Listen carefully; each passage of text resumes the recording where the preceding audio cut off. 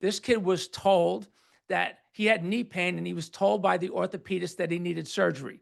They said, well, we have a team chiropractor now. We want to try our team chiropractor and before we do any surgery. So they came to see us, and literally we took this x-ray, and this is the standing x-ray. He should be balanced. He's way off balance. And we gave him one adjustment, and his knee pain went away. And we're not treating symptoms. His knee pain went away. We didn't adjust his knee. We checked his knee. His knee was fine.